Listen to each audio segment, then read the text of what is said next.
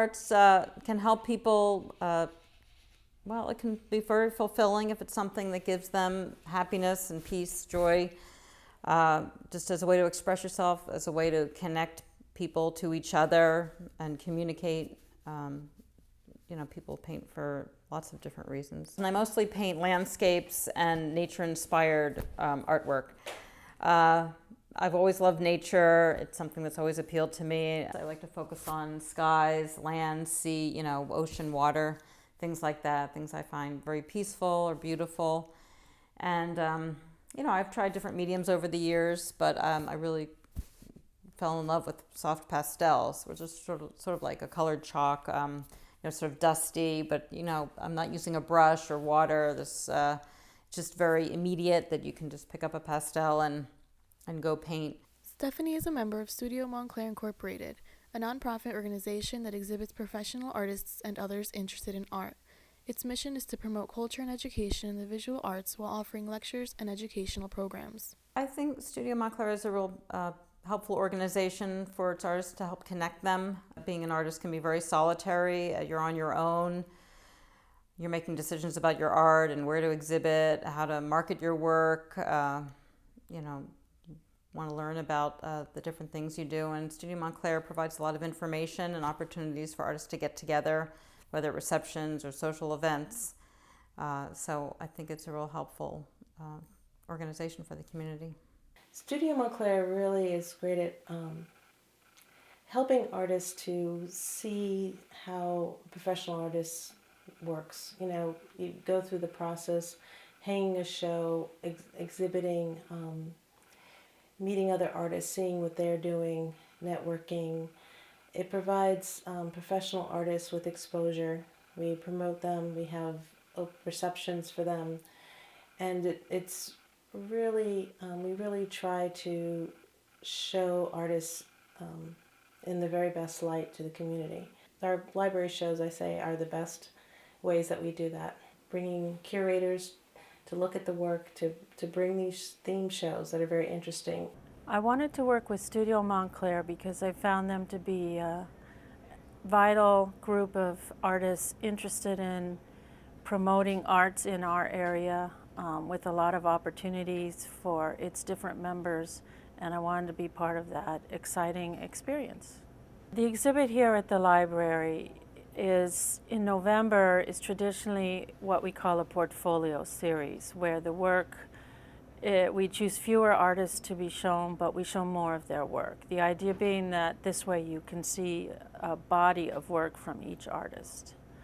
I chose the theme Reflections after looking through the work of a variety of artists, thinking that this was a theme that could be interpreted in many ways, and some of the people whose work I chose, I thought, were interpreting it in a very interesting way, with a variety of approaches and techniques.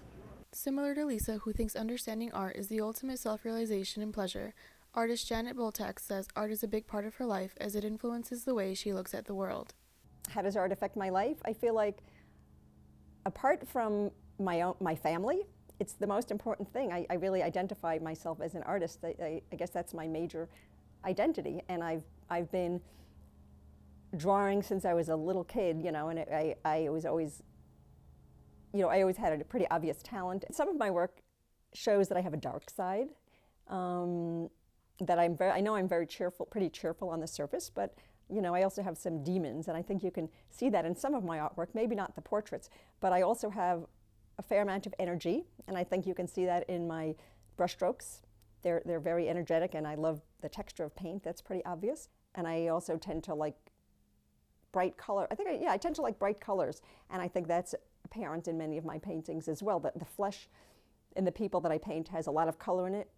Janet is a wonderful painter. She teaches up at the Montclair Art Museum, and she has this wonderful portrait series that she's working on now of people in their senior years, and she just has a way of bringing out personality, the color of the life of the people that she paints. I'm painting people who are over 90, and I'm interviewing them about their lives and the aging process. And it's just such a fascinating connection, you know. And so when I finally do their painting, after talking to them, like, they almost change in some manner. Like, they're to me, when I'm looking at them, their essence seems to come out, and I find a lot of them, like, they don't look old to me anymore. They just the person emerges. It's really a very fascinating process, actually. I feel like in this case, this really does convey like a message to people, I think, about, especially since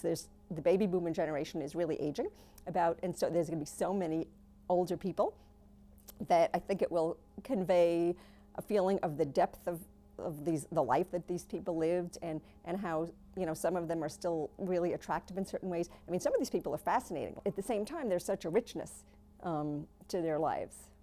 Virginia Block, an artist who incorporates texture into her work, thinks it's especially important to include art lectures and educational programs for a variety of reasons. I've been painting professionally since 1977, but I've been an artist my entire life. I have work in my studio as early as when I was 5 years old. My mother saved it. And I probably owe that all to the fact that my mother sent me to extracurricular activities from when I was a very young age, and she sent me to art classes. And my work basically is involved with three things. Textures, they could be either natural textures found out in nature, or they could be man-made textures. The next is early primitive writing. And then the third thing is that I'm very interested in portals or entryways.